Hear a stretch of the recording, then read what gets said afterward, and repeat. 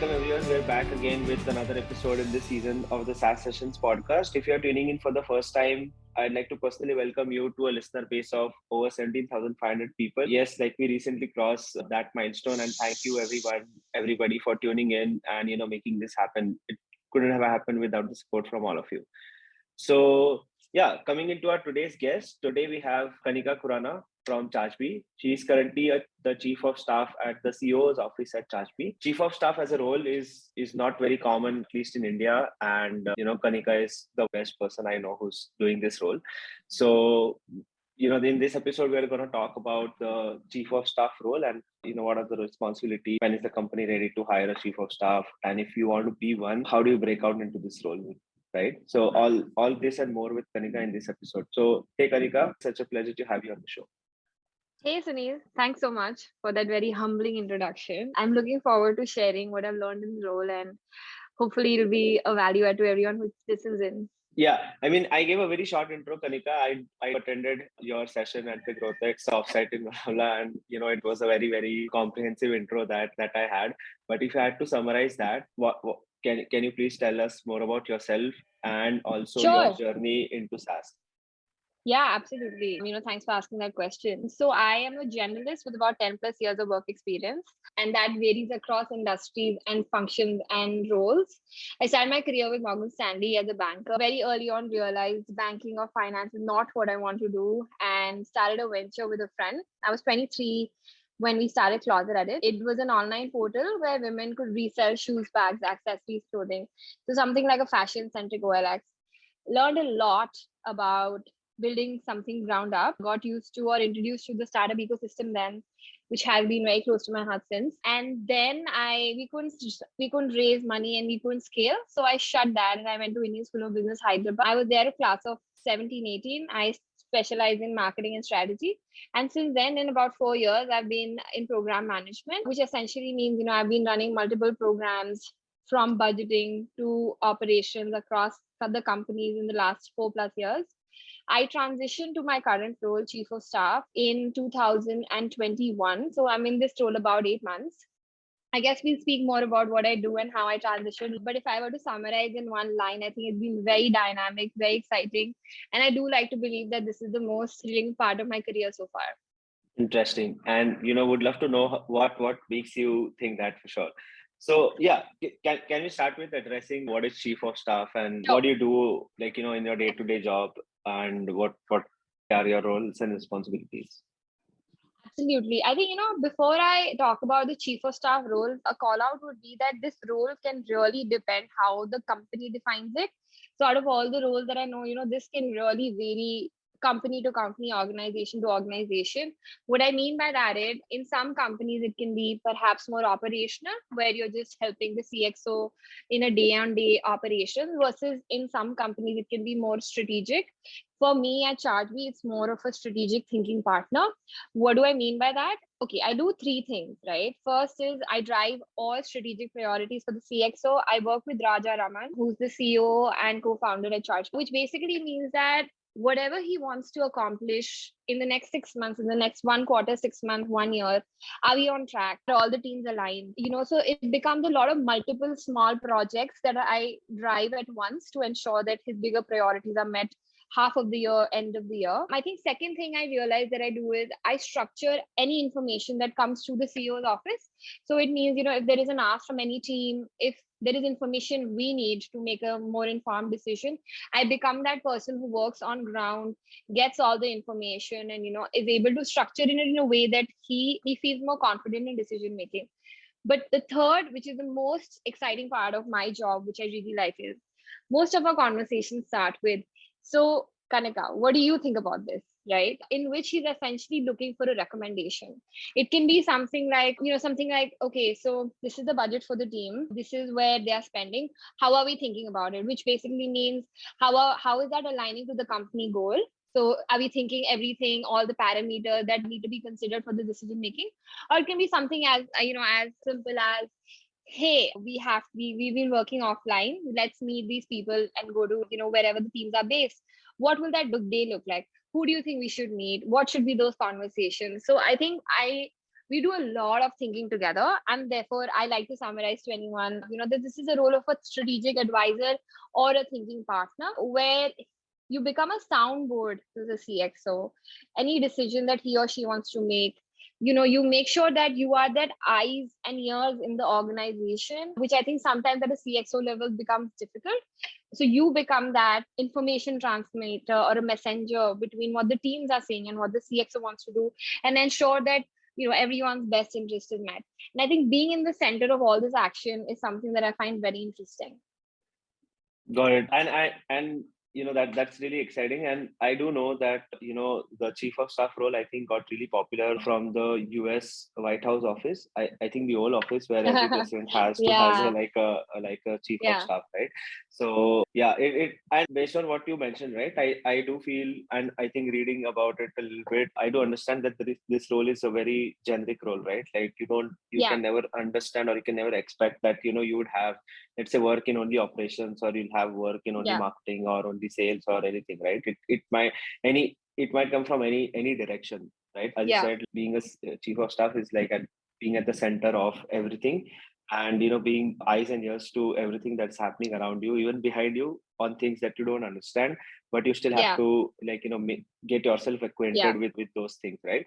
So you did mention that you, in the past 10 years of all the experiences, you were sort of a generalist. So is that like really helping you nail this chief of staff role and be better at it? Or can a specialist also transition into such kind of a role?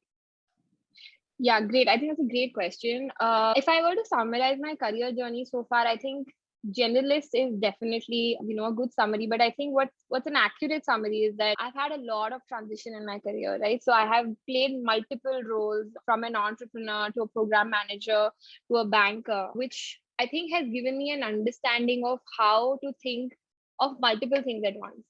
So definitely, I think, to answer your question, those skills of being fungible, where you can understand different domains, but don't. So the idea is that you don't have to do the operation and do a deep dive into their day to day, but you should have that zoomed out view of what is happening at ground level. And I think to be able to do that, right, from my experience, I think a generalist is a great fit for the role. But I also don't, because I don't have experience of a specialist, I don't want to comment how that is. I will speak from my experience. And I think that one thing that works really well is, because I've been a generalist and my skills have been fungible across functions and roles, I'm able to appreciate how different teams connect together. And that ability to, I like to call it the helicopter view, where you know what's happening, but you don't have to land right there, and have that sense of critical thinking, right? So even if I don't get involved in operations, but if can I ask them the right questions to understand what is the sentiment in the team, what is the sentiment in whatever problems we are facing, and how can I, and therefore goes to what I was speaking about earlier, how can I make those recommendations? So I think gathering information is a very important part of the job. And to be able to assess and have your own opinion, which is also important, right? A, to be able to ask good questions. B, to be able to have, a zoomed out view and know if the teams are directionally, or any task or project is directionally correct. But I think third, most importantly, what we don't speak about enough is use of data, right? Am I using data in my decision making as I make these recommendations? And I don't know if I've nailed the role, but I definitely feel that I'm doing well. And I think, all of this is a work in progress, but this all has to come in together for anyone to support a role like this. Interesting. Yeah. I think it makes sense, because as we said it couple of times already, and couldn't stress enough that it lies at the center, and you have to have like a 360-degree view of what's happening around, right? And that view sometimes can be like the helicopter view, as you mentioned, right? You don't have to understand it from from an implementation standpoint, but at least from an experience standpoint, you should know what's happening around. But absolutely. According to you, right, you have been in this role for quite some time, and at a company like Chargebee, which is doing wonders. So when do you think is the company ready to hire like a chief of staff, right? Like if any other CXO at any other company, maybe at some different stage, like seed or Series A, Series B. So how do they know that they are ready to hire a chief of staff? Is this a Yeah. role that can be present in the company at with the CXO at day zero or day one? Or it should be like after some point that hey, we have raised a Series B and now things are becoming too haywire and need some streamlining of of activities of operations that are happening, and that's why CEOs or CXOs might go and hire as chief of staff. Right. I think I'll also take this moment. I realize we've not spoken about Chargebee. So just for the benefit of everyone that's listening in, Chargebee is a global subscription management platform. And in that, we automate revenue operations for about 4,500 subscription-based businesses, from startups to enterprises across the world. And some of the key clientele, that we have are Freshworks, Okta, and Calendly. And why I say that is I just want to use this opportunity to speak about the scale at which and the rate of growth at which we are growing, which I think is very directly related to what you're asking. I do find a lot of value that if a company has established itself directionally, has had some sort of MVP validation and is at a hyper growth or a growth stage. Because I do feel that at that point, if a chief of staff comes in, can bring a lot more value, than very initial days when the founders themselves are figuring out, who are their target audience, what are their pricing plans, etc., etc. Having visibility on where a company wants to go directionally and going there fast. So a company in a hyper growth stage, I think I don't want to tie it to the round of funding, but just the level of growth, because that's where someone like me in a role can drive value. When you just have multiple, when you're growing very fast, you're very dynamic. Your problems that I'm solving every day change. So my no 2 days look the same. And I do think that this comes in when we have a vision, we have a goal, we know where we want to be by 2023, by 2025, and continue the level of growth that we've had in the last 4 to 5 years. So to sum it, a hyper growth company perhaps has validated the directionally where it wants to be, where its customer base are, and is growing fast, is a good place, I think, to hire a chief of staff. And I have seen that in Indian ecosystem as well. A couple of companies that I read about on LinkedIn, etc., that are hiring, I see that they are in a growth phase, and they've been around 2 to 4 years, or actually years is not the point. The point is that they've been growing really fast, so they need someone to kind of help support the CXOs and drive the mission as a team. Makes sense. And being in this role, right, comes with its own challenges and stuff. And I do know that every role should have like some OKRs, right? Some objectives, some KPIs, some metrics that they're tracking, right? Every CXO would have their own North Star, for example. So for a chief of staff, what does the North Star look like? Or what are some of the metrics that you track, or how do you measure the success in your role? Yeah, good question. I think I like questions where I'm made to think. I'll touch base about what you briefly mentioned in this, which was every role has its pros and cons. And if I were a chief of staff role, I can think of 3 pros and 3 cons. I think the pros are what we've already been speaking a lot about. A lot of critical thinking on dynamic problems that also change. The scope of the problem change as you scale and multiple parameters change. There is a lot of visibility into how decisions are made at an organization level. I really love that I can, be in meetings and just hear how different people are trying to approach the same problem. I feel that's very holistic, and I'm very grateful for that opportunity. And I think, what I said earlier was that I'm in the middle of all the action. So, just have multiple people to work with, multiple stakeholders. I really enjoy that. But this also has a flip side, right? And I think the cons would be that it can get a lonely because you don't have a team. I used to lead a team in the previous firm, or at least was a part of a team. And sometimes it can feel that while you have everyone as a team, you can feel like you're on your own path. But I did know that this is an individual contributor role when I took on, but sometimes it can feel differently. And I think the second thing that becomes a con is, like I said, because this role is still coming up, so a lot of it you have to yourself define for yourself, which means that sometimes you can feel lost because this is not a traditionally defined role. How I overcome both of these challenges, right? Feeling lonely and also ensuring that I'm directionally correct. I have identified both a set of fronts Very important to make friendships in an organization, even if virtual, but also mentors, right? So other chief of staffs who are chief of staff to the CEO, to the CRO, chief of staffs actually in other companies. Like, for example, I had a chat once with the chief of staff at Swiggy just to understand how do you we all face the same problems, right? So how do we overcome them? And having that sense of belongingness somewhere really helps. But I definitely think that, for anyone considering this role, if problem solving excites you and you have good communication skills and you like to build relationships, I do think that this is a great place to be, because problem solving is very fulfilling for me as a person. Now, to the question that you asked, I'm taking the longer route to get there, but what does success look like in this role? I find it hard to quantify it, but I can think of two metrics. I think one is that there is more focus time for the CXO. So you come in, you take all things off his plate.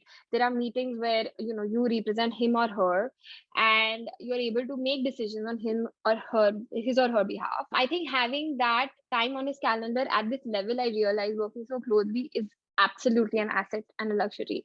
But of course, the CXO has to have confidence in you to be able to leverage that aspect of your role. And the second thing I would feel is, like the role says chief of staff, it is also, working very, very closely with the CXOs one downs. How do they win? How do we ensure that the one down have all the resources at all points, have whatever they require to make decisions at their level, to look good and to add to Chargebee or their organization's goal. So I would summarize this by, I do believe that a manager is only as good as his or her team. To ensure that how we collectively win is where success of this role lies. From what you said, I understand it's like if the success of a chief of staff is aligned, or totally depends on the success of who the chief of staff is aligned to, right? Like if their office is like succeeding and achieving metrics and achieving goals and targets, completing objectives, then obviously like a chief of staff is playing a big role in the background where they're just supporting each and everything, right? Yeah, so, I think I'd just like to add to that it's absolutely very true. I think it's a lot of groundwork and a lot of background behind the scenes work. But it's when I say CEO's office, I mean Raman and Raja Raman's direct team, so all the other senior leaders that he works with. I think this role is about making us win as a team and not just only the CXO, and collectively aligning, priorities with the priority of the organization. So I think this role supports the CXO and the leaders in that organization. Got it. Makes sense. And how would somebody know that, if tomorrow I have to, let's say, I don't know if I'm ready or, if I'm eligible, but if I have to be chief of staff for any CXO at any SaaS company, right? How do I know that if I'm ready, right? Like what traits do the CXOs look for? Particularly, I do think that you mentioned a few of those in the conversation we already had, but if you have to pinpoint like some important traits that the CXOs look for that I should have, anybody who wants to get into this role, right? Like how do I get hired for this role? Yeah, I think I'll probably use this question as an opportunity to say that I was not actually actively looking for a chief of staff role. I was looking just to change industries. I'd been in B2C for too long, wanted something new, wanted to challenge myself. And I was looking at program management because that's what I was doing in my last organization. This role just came my way, and I do like to thank the HR who, sent it my way, and I found it very interesting. If I were to look back, and now I think that there's more structure to the role and there's more demand for the role. I can think of three things that someone would focus on as they interview the person, or if I were to interview again for someone else coming in. I think first is your program management skills, your ability to scope, define timelines, hold accountability, and take small projects or big projects to closure. I think that's very important, which requires both a sense of self-discipline and some sort of previous experience of running multiple projects is always a plus. Second would be, right, how do we approach problems? So what I've been speaking a lot in my conversation with you today is critical thinking.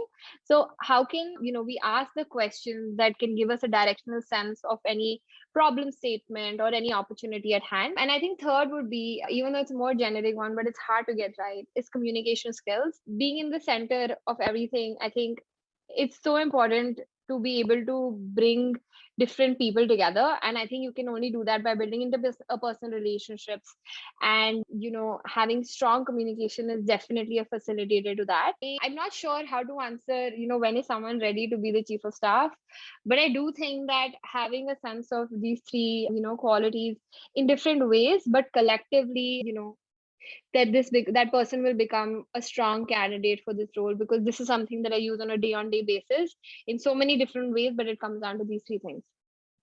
Got it. And I think one based on what you said, right? Like one code that this role has to like follow or abide by is like specialization is for insects.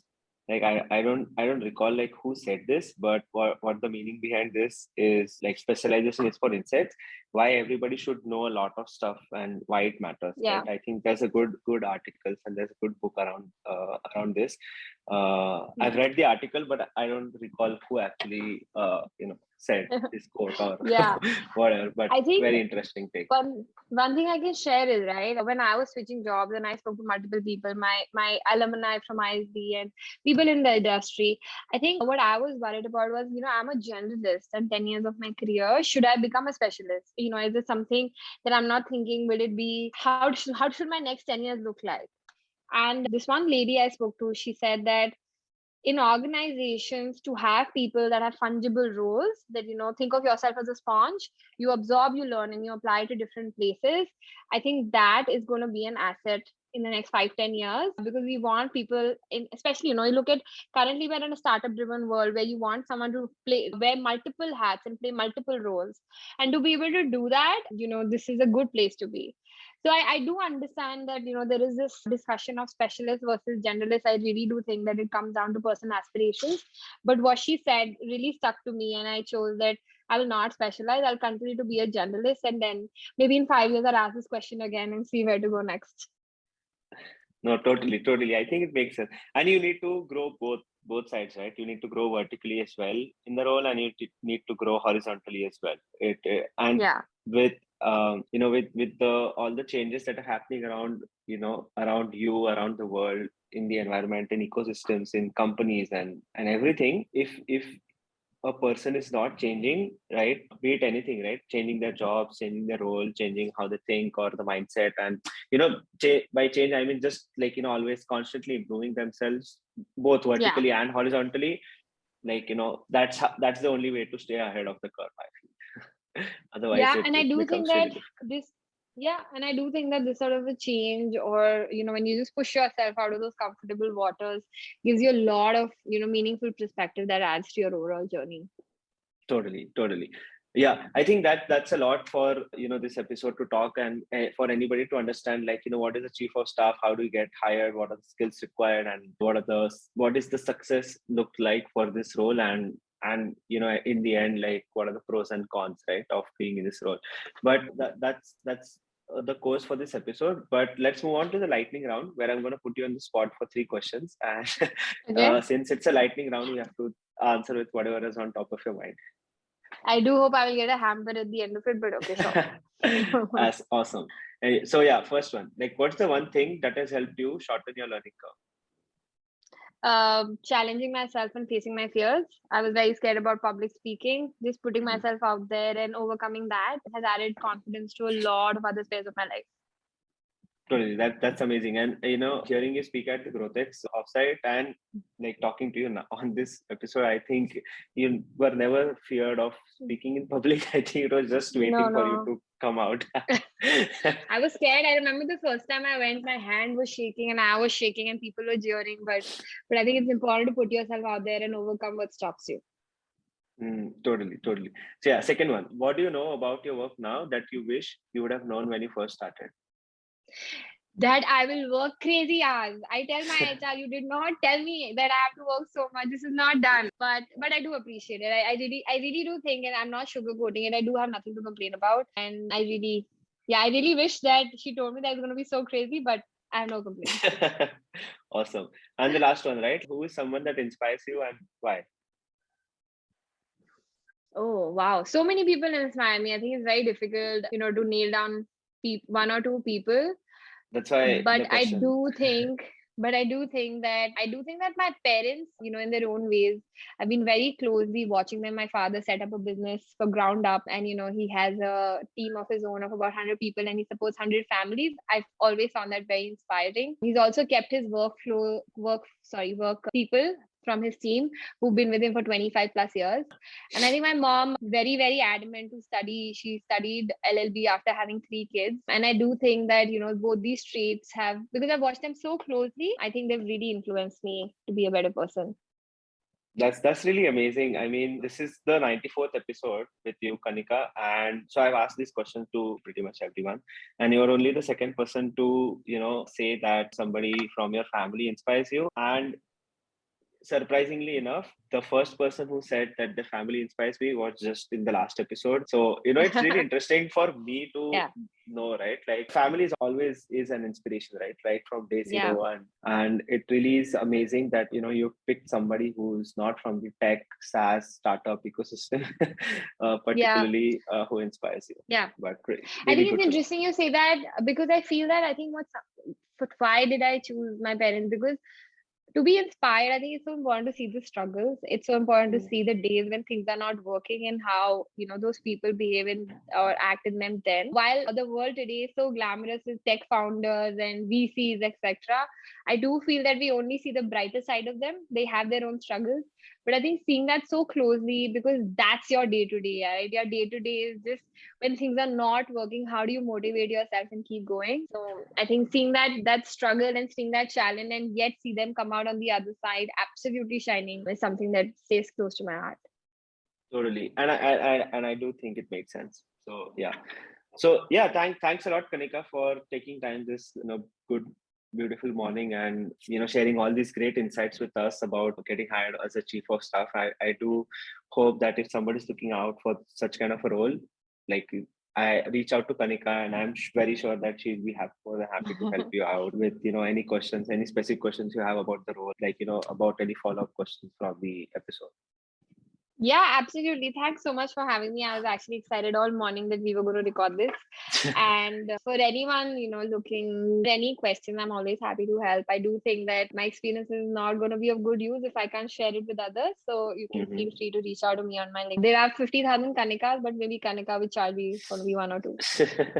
Yeah, totally. I'm going to include your link in the episode description so people can find you easily. Awesome. Thanks, Sonny. This is so amazing.